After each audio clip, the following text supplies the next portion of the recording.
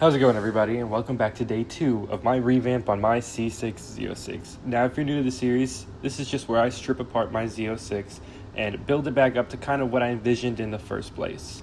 Now, today we're going to be taking apart what we didn't last time, which is the intake manifolds, and the fuel lines.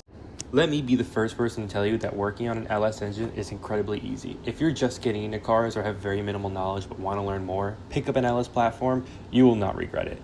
Now, currently I'm getting the wire harness out of the way, which is required to get the fuel injectors and the manifold off the car.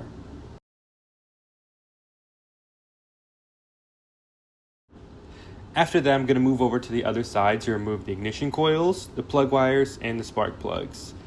Once I'm done with that, I'm going to start taking off the fuel rails and hopefully not leak fuel everywhere, because I did not bleed the system before I turned the car off.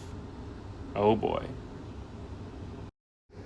Now the fuel rail is held on by 4 bolts, and then after that you have to give a little tug to each injector because they are held in and seated by O-rings, so no air gets in or out or fuel leaks.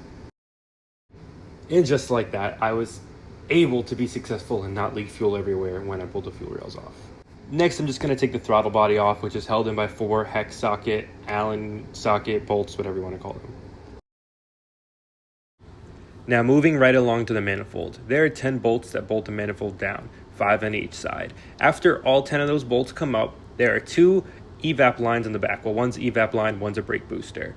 But in front of the way is a solenoid that needs to be unplugged so you can move the evap and the brake booster line over it. Now, the brake booster has a spring clamp that you need to pull off so you can pull the actual hose off of the manifold, and then the other evap line just slides right off. Now, that's all the work I'm going to do for today. Make sure to follow and like and come back for part 3, where hopefully I should be getting started on the heads.